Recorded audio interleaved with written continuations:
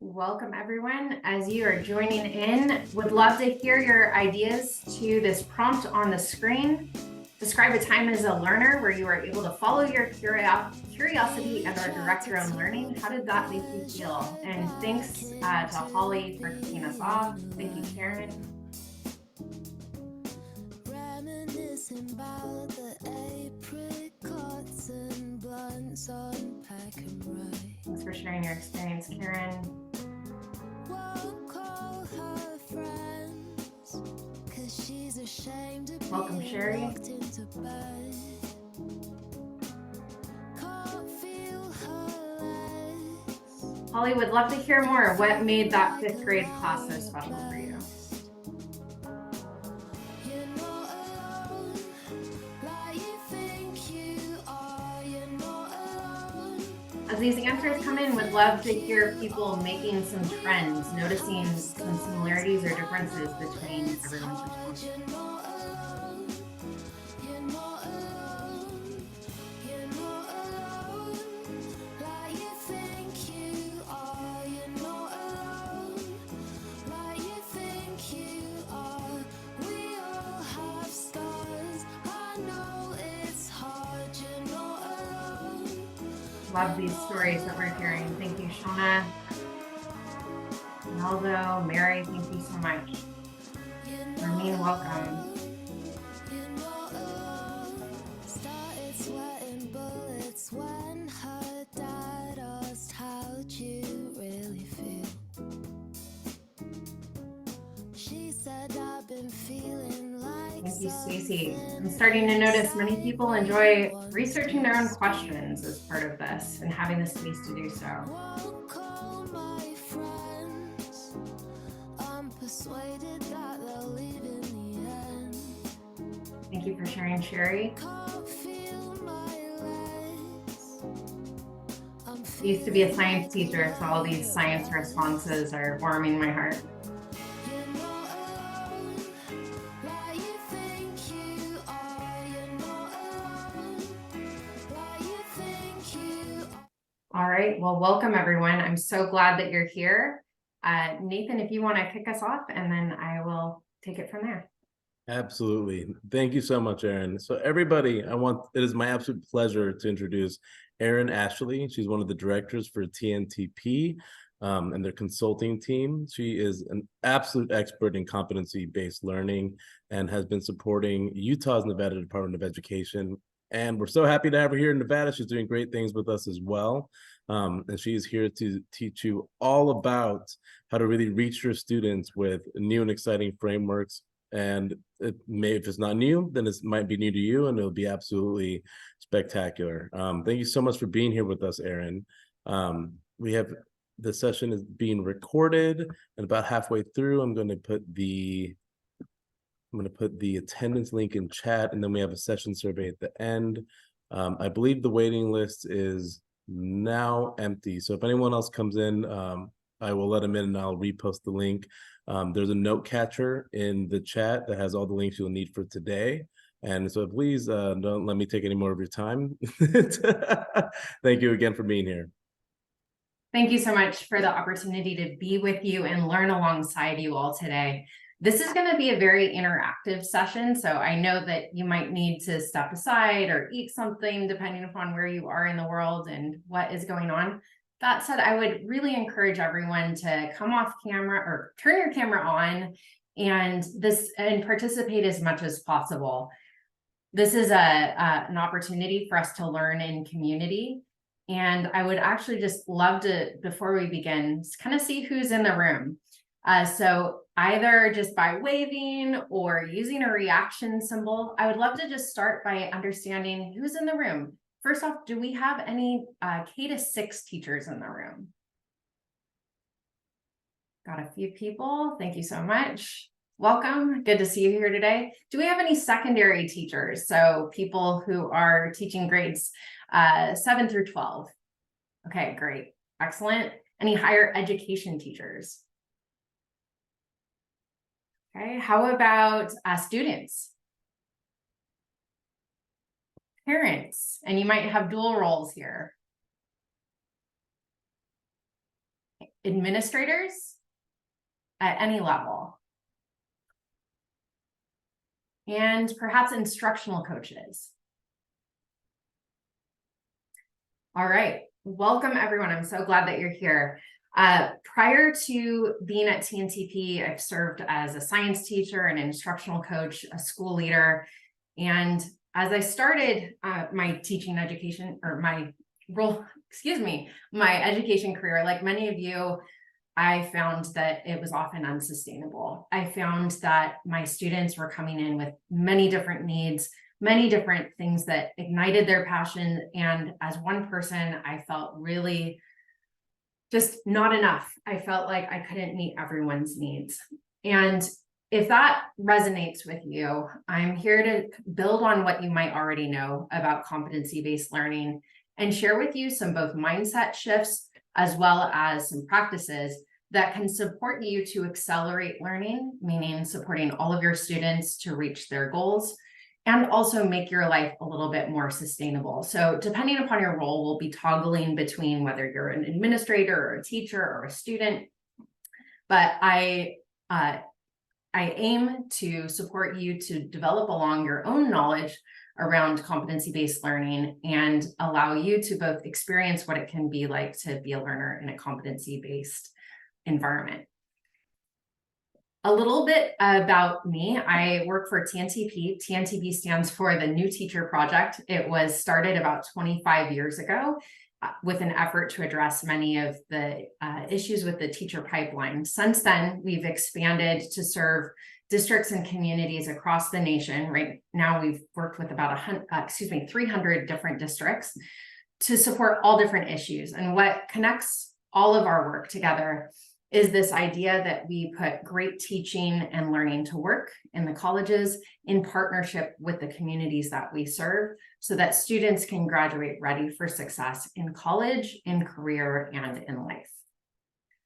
In Nevada, I have the opportunity to work right now with your neighbors in Mineral County to support them to implement a strategic plan. Many of our partners throughout the state have done a variety of work, from recruiting and selecting promising teaching candidates in Clark County to developing and supporting teachers and learners in Washoe, Story, Mineral, and Clark counties. And then we're also supporting teachers throughout the state to develop foundational skills in teaching students how to learn to read. Today, we are going to be focusing on competency-based learning and how that can ignite all of your students to be excited, passionate about learning, and also make the growth that they deserve to. I offer these community agreements for several reasons. One, this is a new group and a new space, and anytime we do that, we need to really be intentional about the culture that we're aiming to create. These agreements are from Glenn Singleton's Courageous Conversations. And so what I would love for you to do is, as I read these, I would like you to pick one that you will lean into today and type it into the chat when I say go. So our community agreements are to bring your story, lived experiences and identities, make space for all voices, speak your truth, experience discomfort. There might be a place where you might learn and unlearn, and expect and accept a lack of closure. All right, when I say go, you're going to type it into the chat. All right, go. Thank you, everyone. We'll love all of these ideas. And thank you so much for everyone who has your camera on. It is great to see your faces. So going back to our welcome question, I would love to have a few people come off chat and describe a time as a learner where you were able to follow your curiosity and or direct your own learning. Can I hear from 2 or 3 people?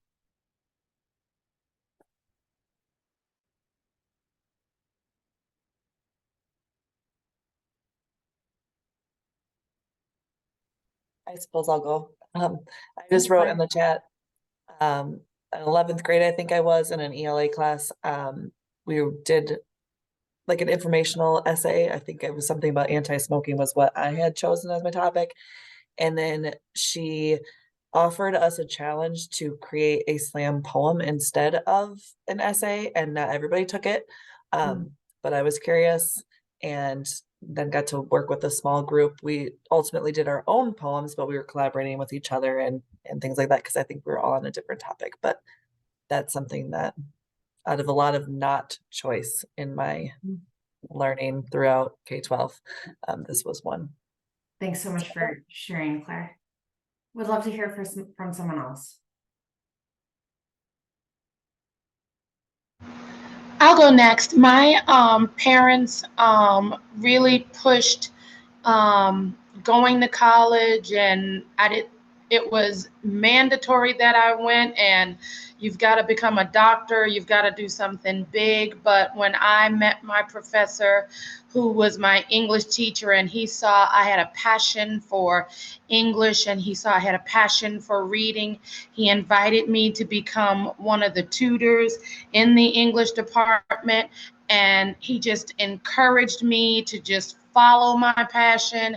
And as a result, I graduated with honors in English. And now I get to share that love of reading and writing with my own 5th grade students. I love it. And I can hear the passion in your voice too, Gail. Thank you for sharing. Thanks, lady. So we're going to explore 2 different guiding questions. I want to just double check. Can everyone see my screen at the moment? Great. We're going to explore 2 questions together. What is competency-based learning and how can it make teaching more sustainable? And 2, how can competency-based learning support what we're going to call learning acceleration, where students are meeting their grade level concepts or knowledge or skills, and perhaps even advancing beyond that. I want to distinguish between 2 different kind of modes or methods of teaching. Compared to traditional instruction, so in traditional instruction, oftentimes time and instruction are fixed and learning is variable. Maybe everyone is working at the same pace, doing the same thing at the same time. And often we might find that some students have already learned the concept and are bored because they're disengaged because they already know the thing. Maybe we're hitting some of the students' needs in the middle, and then maybe additional students, we might not be meeting their needs because they need additional support or time or whatever an additional resource might be. Oftentimes, time and instruction are fixed and learning is variable in that situation. And often the focus is on the inputs of instruction instead of the outputs. Compared to that, in a competency-based learning environment, we're holding all students to high learning expectations, and we're doing whatever it takes to support each learner to get there, but not in a way that is unsustainable for teachers. In this situation, time and support might be variable, but learning is constant. And the focus is how we can get to equitable outcomes for all learners. In a competency-based environment, there's a few different things happening, and this is adapted from a Competency Works article on what is competency-based learning, and the link is in the slide deck if you want to explore further. In a competency-based learning system, we have a few things happening. First, students are actively reflecting on where they are in the learning process, and they make decisions upon how they're going to be learning and how they might demonstrate their learning. So just as Claire was describing in her situation with the slam poetry concept, that was where she had some voice and choice in how she was going to be demonstrating her learning. Students are going to be receiving timely feedback. And so the focus is more on feedback in order to support learning as opposed to, let's say, grading for compliance. Like, did they do the homework or did they complete this particular assignment? That's less important. What is more important is where are they on the learning journey? Again, time and support might be variable. We're going to be providing support where it's needed, and we're going to let students fly where they're ready to. And again, learning is constant.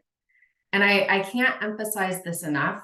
rigorous expectations for all students is critical. And in this situation, we're going to be making learning transparent, measurable, and applicable to students' lives. So we're going to be learning by doing today, in part because that's how many people learn, but also because this is going to be an opportunity for you to explore wherever you are at on your learning continuum.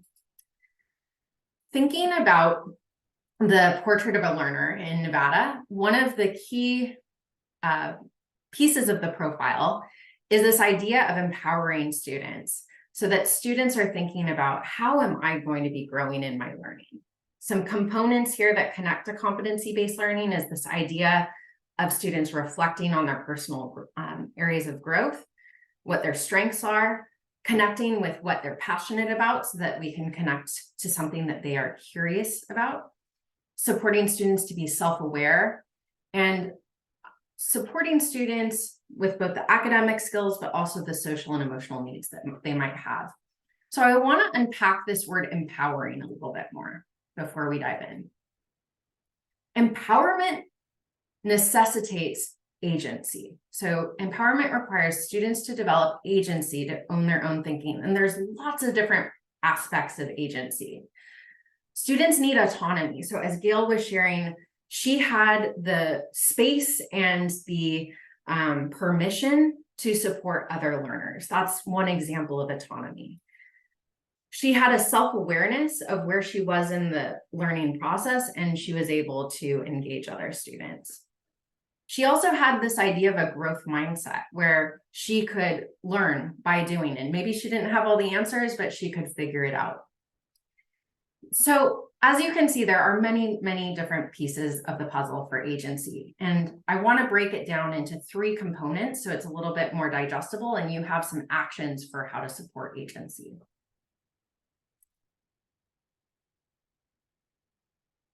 Before I do that, though,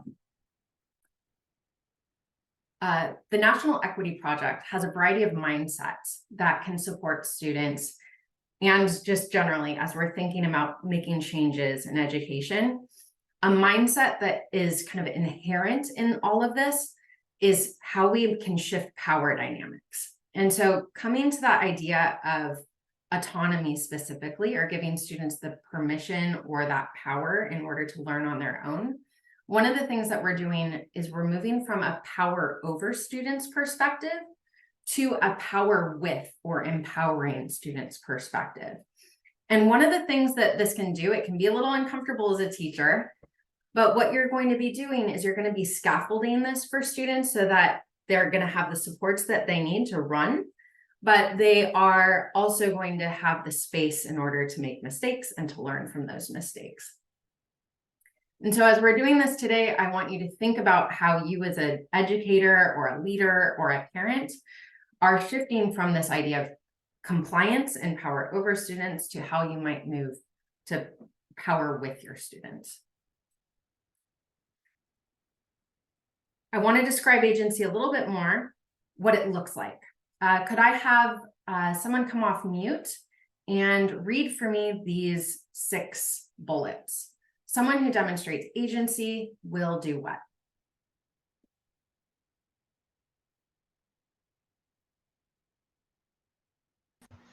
Plan, set goals, organize, self-monitor, and self-evaluate, seek the support and resources needed to accomplish goals, share their ideas and opinions, explore their interests independently, seek involvement in decision-making processes, display effort and persistence during learning.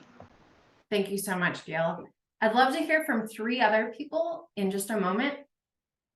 When do your students demonstrate the greatest learning? The greatest agency. Think about a time maybe in the past or right now in your classes or in your schools. When do you see students starting to exhibit many of these things?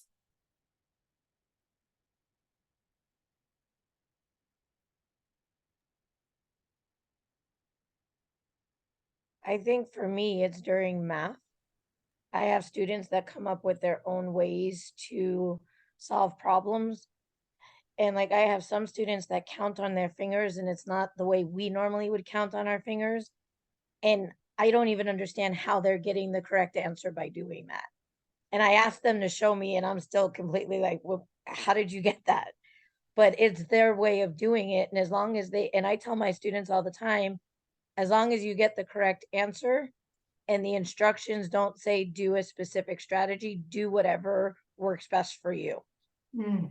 I love that you're providing multiple pathways to get to a solution and honoring their different ways of thinking. Thank you, Shauna. Kyla, can you tell me more what's happening in the science circle discussions?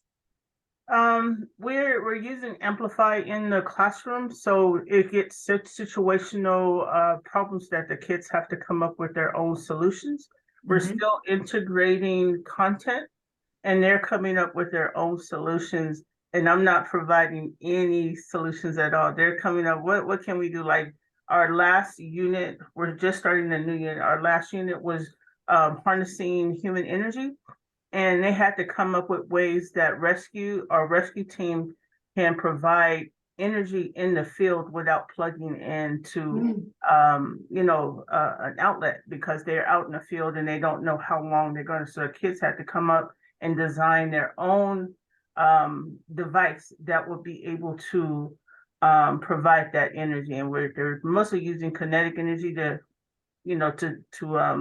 save it to a generator and then provide it in a battery, provide the energy in a battery that they can carry out in the field.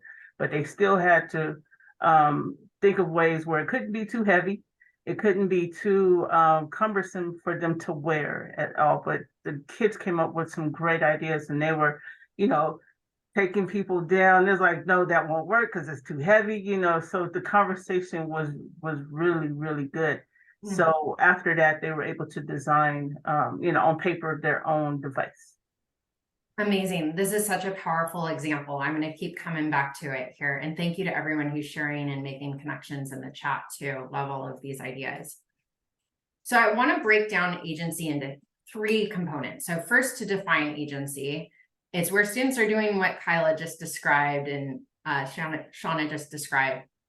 Students are developing the understanding, skill, and responsibility to make decisions in how they learn and how they demonstrate their learning. And there's 3 big components that we're going to break down. One is mastery. So mastery is where you have really clear learning goals. Students are going to be able to self-assess on those learning goals, and students are going to get feedback on those learning goals.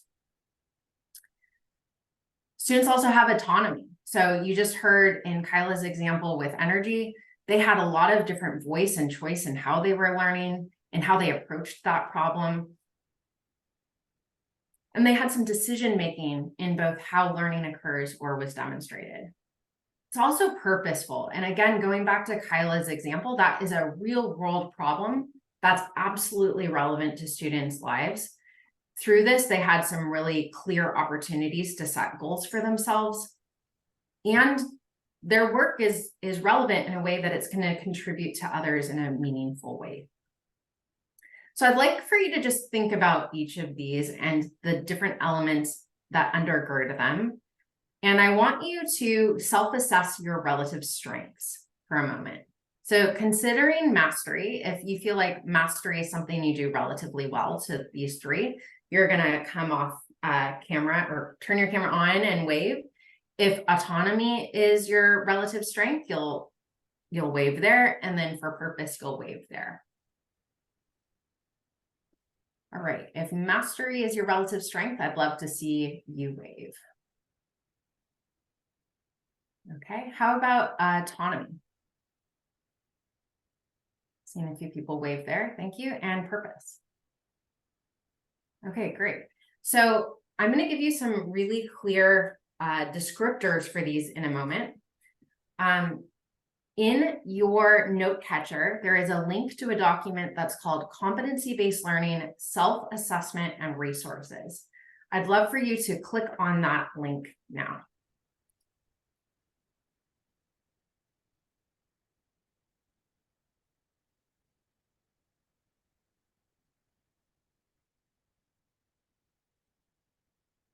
And I will also put this in the chat once again.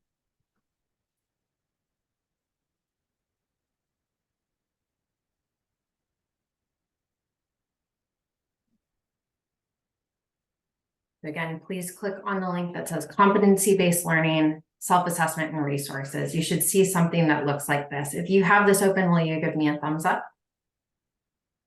Okay, I'm seeing most people have their thumbs up. Excellent. So you're going to have some instructions to do in a moment, but for each of these components, mastery, autonomy, and purpose, there's two components. There's a proficiency scale, and a proficiency scale is something that basically describes different levels of learning from being more simplistic to more advanced. And so you're going to self-assess for each one of these.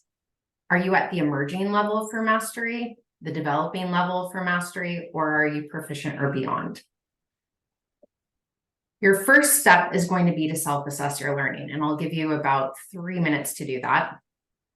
Underneath this, in this document, there are some resources that are going to connect with wherever you are in your learning process. And depending upon where you are, you're going to select specific resources. I think Nathan was going to share an attendance link. I don't think it's been put up there yet.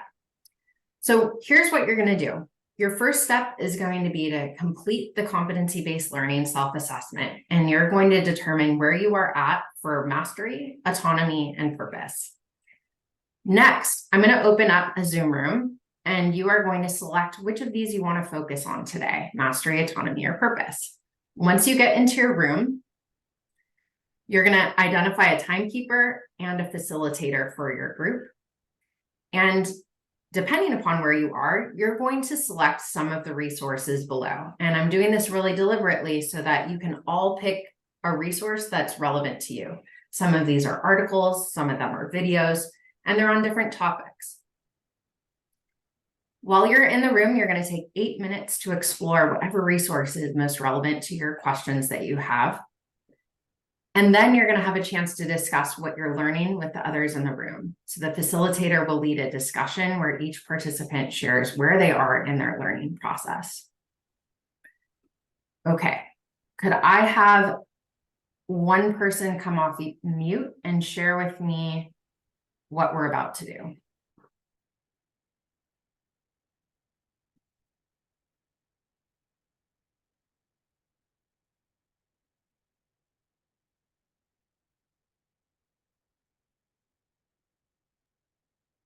So the way I understand it is we're going to go into breakout rooms. We're going to determine where we are on the scale, either emergent, proficient, or I forget the other one. Yep, proficient or And- beyond, developing or proficient or beyond. And we're discussing that first before we choose one to talk about in our group. Great question. So you're going to choose a group, mastery, autonomy, or purpose, based upon whatever you want to focus on. Okay. And then based upon where you are in your own learning, you might be at different places than those in your group. Mm-hmm. You're going to select resources for you to independently explore for 8 minutes. Okay. After that 8 minutes, the timekeeper is going to bring everyone back, and everyone is going to have a chance to share what they're learning about mastery, autonomy, or purpose with the rest of their group. Some of these are videos, and so I just want to name it would be appropriate for you to have your mute button on while you're watching any of those videos. Okay. So right now I'd like you to take, let's say 2 minutes to 2 more minutes to identify where you are in terms of mastery, autonomy, and purpose on the self-assessment. And in 2 minutes, I will open up the breakout rooms.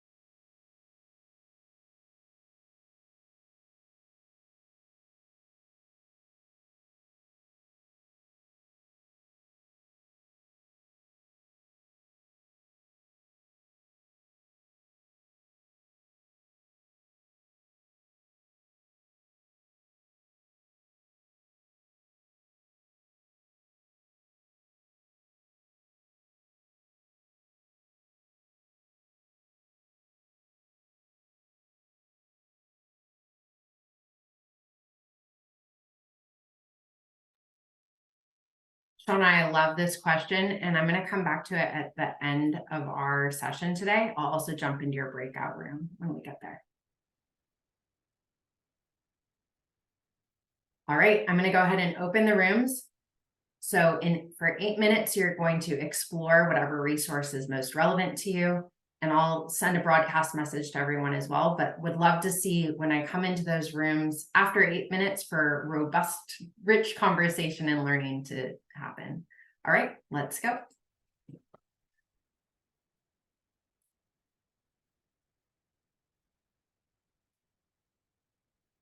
Everyone should see an option to jump into mastery, autonomy, or purpose.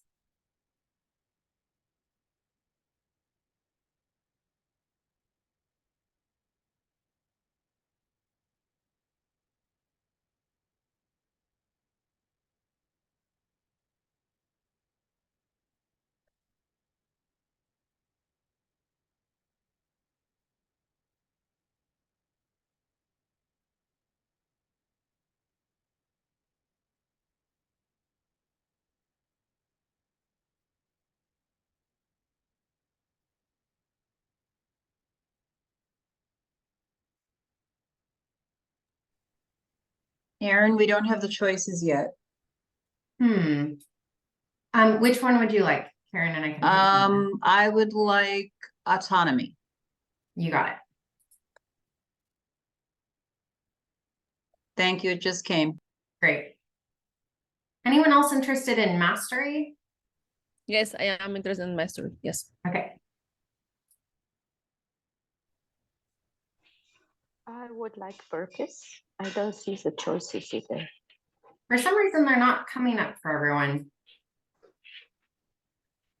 If you want to come off mute, I can assign you. Mastery for me as well. Great. Sorry, who was that once again? Brittany De Oliveira. Great.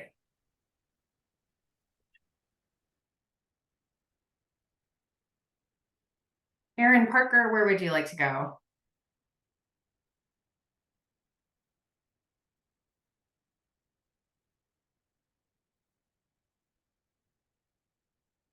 Christella, Amanda, Autumn, where would you all like to go? Rochelle?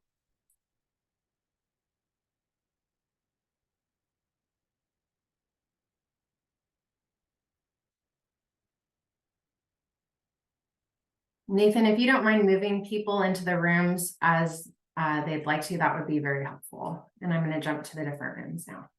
Sure.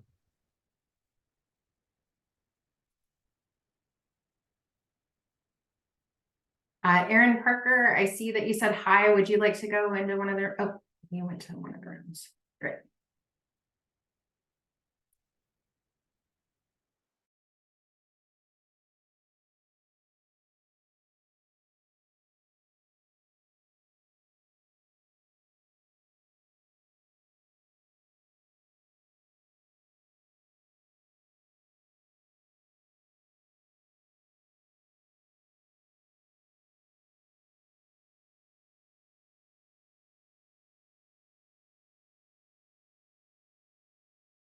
If you're unable to select one of the breakout rooms, mastery, autonomy, or purpose, just tell me which one you want to go in and I'll put you in.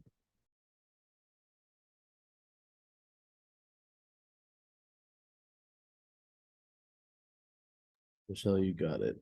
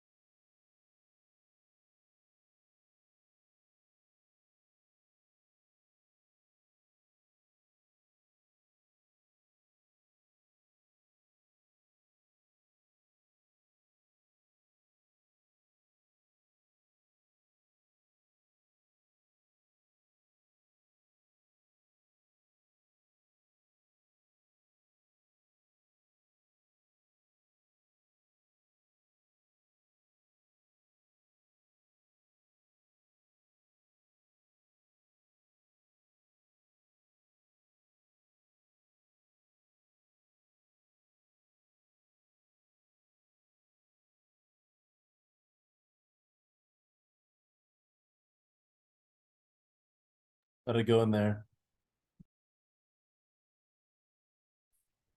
Got to do it at least once, a webinar. There's some great conversations happening in all the rooms. Okay, no joke. You're like an expert at this. Seriously, I've never seen anybody be able to like, hey, you've got every minute down. It's perfect. Great. I'm going to share my screen again here.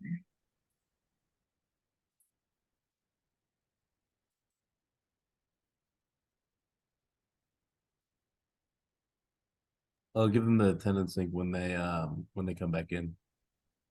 That sounds great.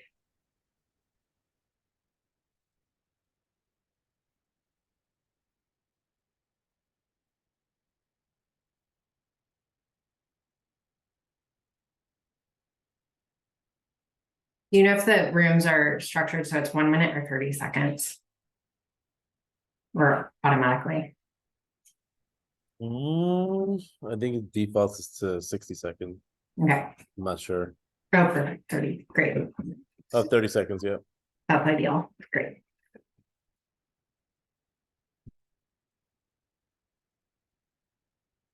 Nathan, can you see my screen? I can, yes. Great.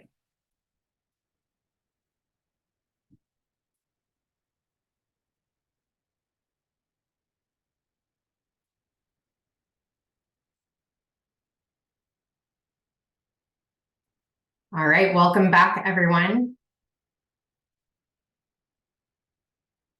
I hope that those conversations that you just had were fruitful and you had an opportunity to at least start to answer some of the questions that are up top for you.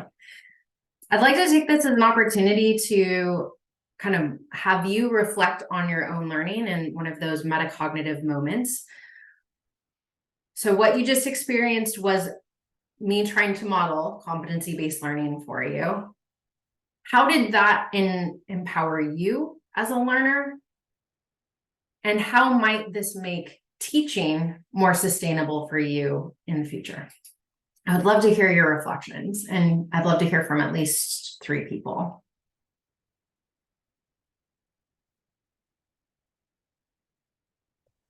I know you asked me to reflect what I was saying. I don't know that answers this particular question, but when we were talking and we were talking about autonomy and things like that, and that's hard to get our kids to have this autonomy and this voice and choice and all these things when we are having it come down that everything needs to be on the same page, right? We need to have the same lesson or the same whatever.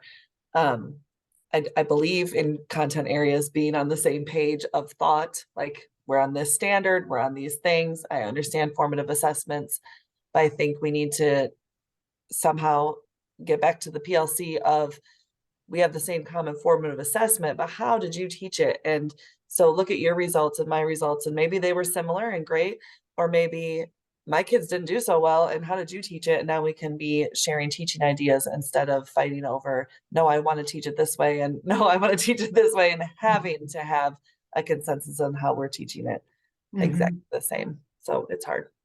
And just to kind of contextualize what Claire just shared, we were talking about it doesn't necessarily need to be like a either or situation of like follow your high quality curriculum versus have voice and choice in learning. It can be a both and situation.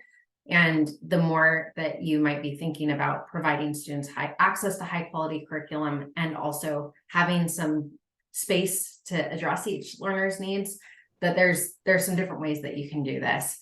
But that's where scaffolding also comes in. Can you say that a little again, Crystal?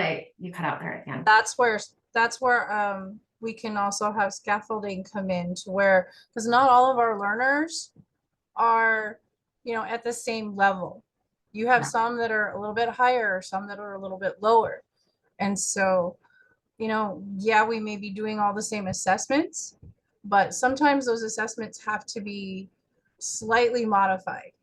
Instead of giving 35 or 40 multiple choice questions on an assessment, first you got to kind of level it out a little bit. Being a SPED teacher, we're kind of like constantly doing that. I'm going to come back to that idea, Christella.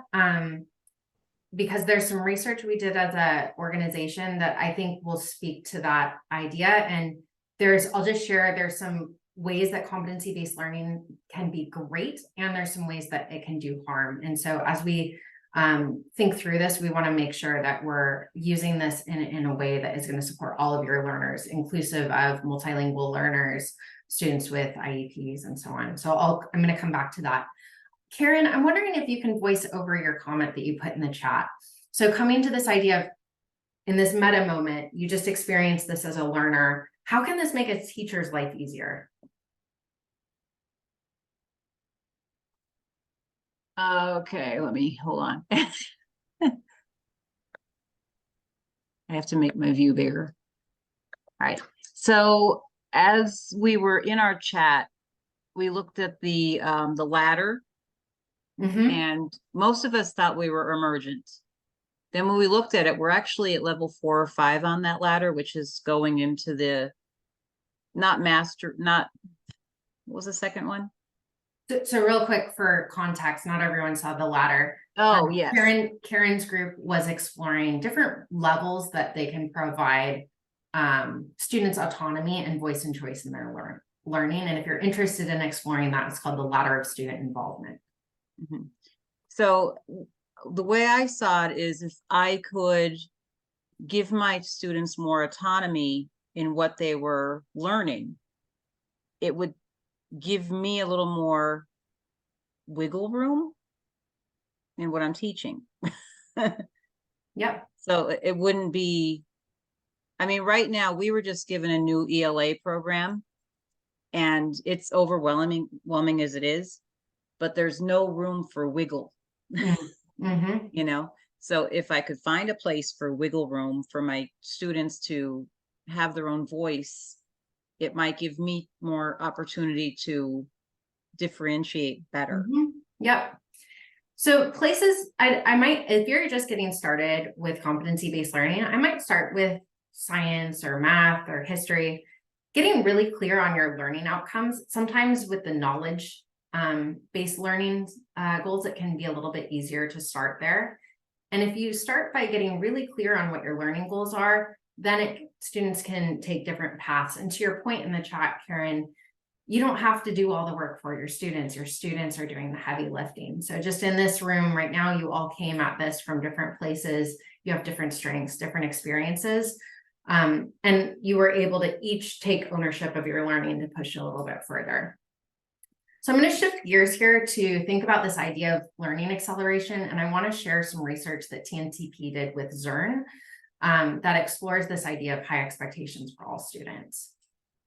So thinking about the big needs that our students have had both before the pandemic, but especially after the pandemic, there's been a tension around the country with how people address students' needs. And some people take a remediation approach and some people take an acceleration approach. And so TNTP wanted to explore what's working. Just for definitions, remediation is where teachers spend a lot of time doing some below grade level learning before getting into the grade level learning. Whereas acceleration looks like giving students access to the grade level learning and then providing just-in-time supports when they need it. And so I want to just kind of model what this might look like. Thinking about what remediation could look like, it tends to review previous year's content before attending to the current grade level content. So in this particular situation, let's say this is a 4th grade student. Maybe they're missing some 1st grade skills or knowledge, 2nd grade skills and knowledge, and or 3rd grade skills and knowledge. If we start with where they're at, it's not going to be until February or March that student actually accesses grade level learning. And what happens in that situation is the gaps get bigger and bigger and bigger over time. So where a teacher might be coming at this with good intentions or this idea of meeting students where they're at, the consequences of this is actually making the problem worse. With acceleration, what we're doing is we're providing students access to the grade level content, but we're providing the just-in-time supports. So let's say I'm teaching a 3rd grade concept. that relates to multiplication, I might be connecting that idea to a standard that is just connected from, or just before that, from the second grade standard, before I'm doing that third grade standard. But I'm only doing that once I have the information that the student actually needs that support.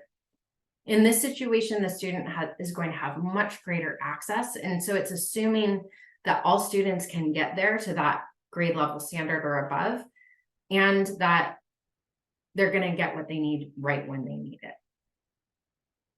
So we did some research with Zern. Zern is a platform that provides math instruction where students can learn and have some flexibility in their pacing.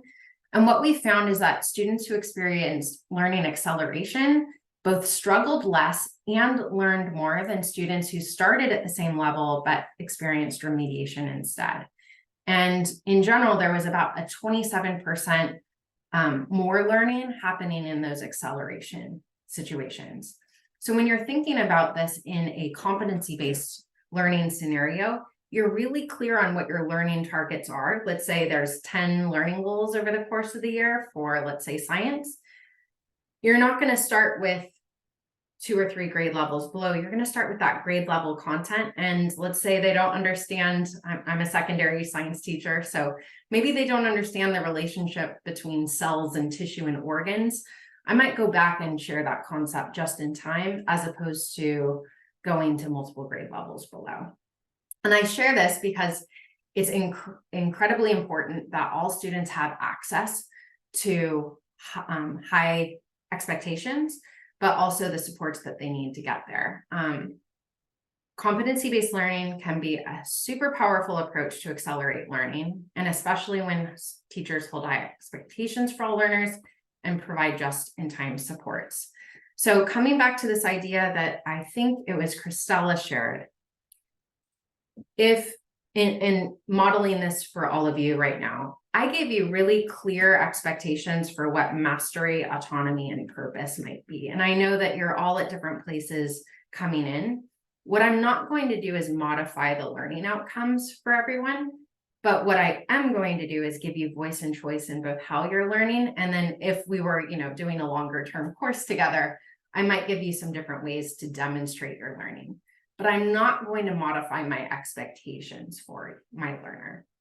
So translating that to an assessment that you might give students, or a formative assessment you might give to students, I'm going to hold my students, and I'm thinking about this with accommodations might be how they might learn, whereas a modification is actually changing up the nature of the course.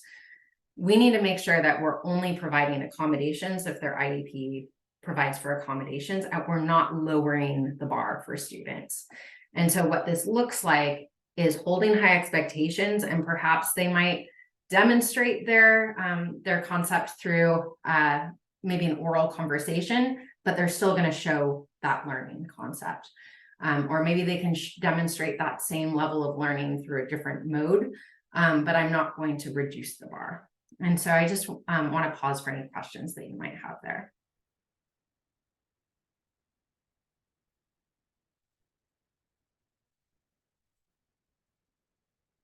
All right, so we have just about 5 minutes left, and we have 2 things I'd love for you to do. So I'd love for you to share in the chat, and I'd love a few people to come off mute, especially if I haven't heard from you yet. What's one thing you learned about competency-based learning today, and what is your own next step in the learning process? I'd love for everyone to share in whatever form you'd like to.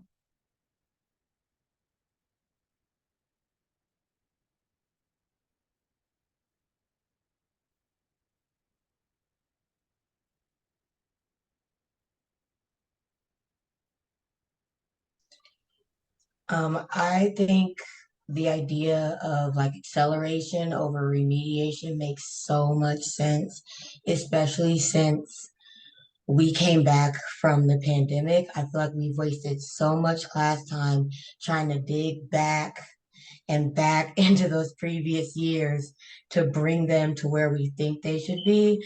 And I think the acceleration model makes so much more sense. And just even like for me in my head, that's what I naturally do. But seeing it on the screen and hearing it explained like that, it makes so much more sense to do it that way. Thank you so much for sharing.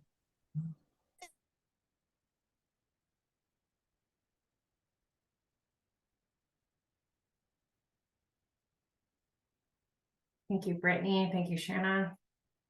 Thank you, Karen. I see ownership and even just the way that you're responding. So my next step is love it.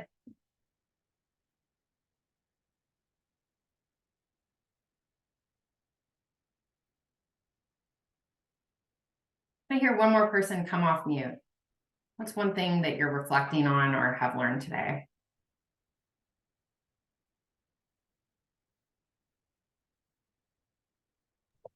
I'll come off mute because my thinking it wasn't making sense. Feel like this is future of learning as it is the future of life. We aren't factory workers. We're not the industrial age, right? We're not trying to do things that are the same thing every day, that certain tasks, things like that. We need people to take a different path to be able to have autonomy in their workplaces, to make decisions as they come up and things like that, and not always rely on directions to be told to them and things like that. Like that's what's out there. That's what we need to get our students to do. Thank you so much, Claire. So in the chat, or excuse me, in your note catcher, there's a link to a contact form. You could also use your phone and use the QR reader if you like. But I'd love to stay in touch. I'm absolutely passionate about this work, and especially making learning outcomes more equitable for students and preparing them for the futures into which they're entering. If you're interested in learning more about how we might partner together, would love to connect with you. Please fill out that quick form, and I'd be happy to connect. And just really appreciate your time and connection, and for owning your own learning today. I hope that this was helpful for you all. I'll stay on for a few more minutes, and if you have any additional questions or things you'd like to talk about, I will be here.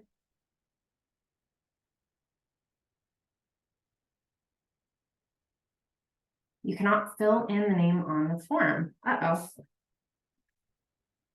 Let me make sure that we have the right one.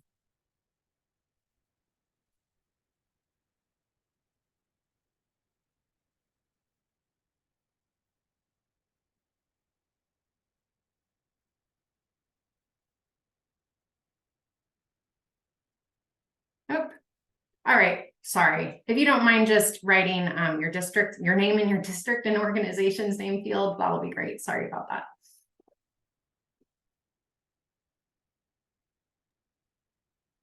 Thank you so much for that amazing presentation, Erin. Seriously, absolutely amazing stuff. Everybody, of course, everybody, here is the Nevada Department of Education session survey. Please make sure that you fill that out. Also, please know that in this room after lunch, because we're breaking for lunch, we're going to be back at 1 p.m. This room will have a session on National Board Certified Teachers leading from their classrooms, so talking about how to pursue National Board Certification. And so I just wanted to take a second to say thank you again to Erin. Again, this was absolutely fantastic meeting. I'm glad I was a part of it. And everyone, please make sure you also do the attendance survey as well as the session survey, and have an excellent lunch. You deserve a break. Thanks, everybody. Hi, Nathan. Nermeen? Wait, no, oh, Theo, sorry. Yeah, sorry. I saw Nermeen's face, but your voice. So I was under the impression that the training that you just mentioned are for teachers who are already board certified. Is that the case or no? Or is it for teachers looking to get certified? It is being hosted by teachers that are nationally board certified, but it's for teachers that are looking to become board certified. Okay, thank you for clearing that up. Absolutely. Thank you so much, Erin. Thank you so much, Eunice. Thank you. Thank you. It was a pleasure to have you here today. Yeah.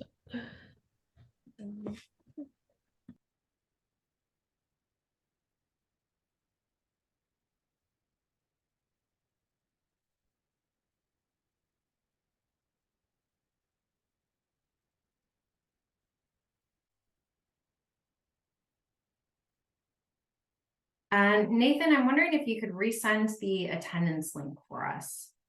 Sure. Mhm.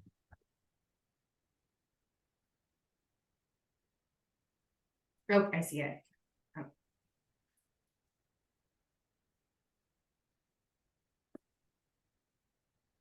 Mhm. Thanks, Ronaldo.